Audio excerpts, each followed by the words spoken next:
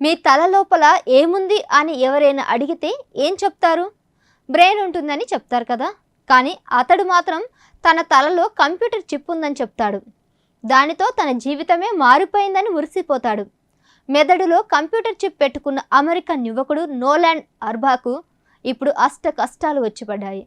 అతని మెదడులోని wireless chip మొరాయిస్తోంది. Mind సిగ్నల్స్కు body యాక్షన్స్కు పొంతన కుదరడం లేదు. కొన్నాళ్ళు బాగా పనిచేసిన చిప్ ఇప్పుడు గజిబిజి గందరగోళంలో చిక్కుకుంది. దీంతో దాన్ని తీసిపడేసి లోపాలు సవరించాలని ప్రపంచ కుబేరుడు ఎలాన్ మస్క్ నిర్ణయించాడు. మస్క్ కలల ప్రాజెక్ట్ న్యూరాలింక్లో భాగంగా చేసిన ఈ ప్రయోగం అప్డేట్స్ వివరాలు మీకోసం.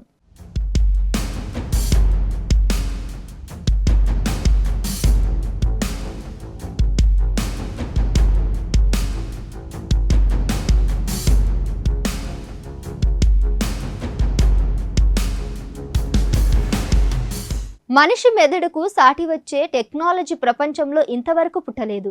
మనిషి ఏం చేయాలన్నా మైండ్ పని చేయాలి. పని చేయకపోతే పక్షవాతమే. ప్రపంచవ్యాప్తంగా లక్షలాది మంది పక్షవాతంతో బాధపడుతున్నారు. వీరి జీవితాల్లో వెలుగు నింపడంతో పాటు న్యూరో సైన్స్ను కొత్త పుంతలు తొక్కించడానికి మస్క్ 2016లో న్యూరాలింక్ న్యూరోటిక్ కంపెనీ స్థాపించాడు. పక్షపాత రోగుల మెదడులో వైర్లెస్ చిప్ను అమర్చేందుకు అమెరికా ప్రభుత్వం నుంచి అనుమతి తీసుకున్నాడు. తీవ్ర గాయాల వల్ల కాళ్ళు చేతులు పక్షవాతానికి గురైన 29 ఏళ్ల నోలాన్ మెదడులో ఈ ఏడాది ఫిబ్రవరిలో చిప్ అమర్చాడు.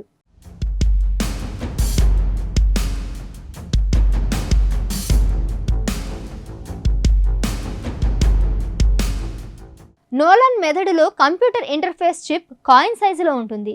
దీని పేరు ఎన్. 1.8 మిల్లీమీటర్ల వ్యాసం ఉన్న ఈ చిప్లో 1024 ఎలక్ట్రోడ్స్, 64 థ్రెడ్స్ ఉంటాయి. ఈ థ్రెడ్స్ మందం మనిషి వెంట్రుకల్లో 20 వంతు మాత్రమే.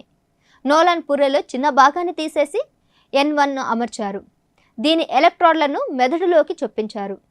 ఇవి మెదడు యాక్టివిటీస్ను గుర్తించి న్యూరాలింక్ కంపెనీ కంప్యూటర్కు పంపిస్తాయి. కంప్యూటర్ ఆ డేటాను విశ్లేషించి నోలాన్ ఆలోచనను యాక్షన్గా మారుస్తుంది. సంక్లిష్టమైన ఆల్గోరిథమ్స్తో కూడిన ఈ ప్రయోగం సక్సెస్ అయింది.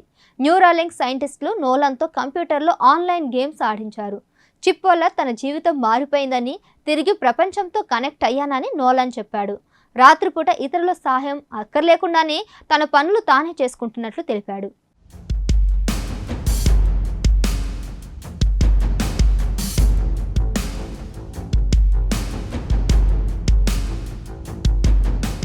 నోలాన్ మైండ్ చిప్లో ఇటీవల సమస్యలు తలెత్తాయి.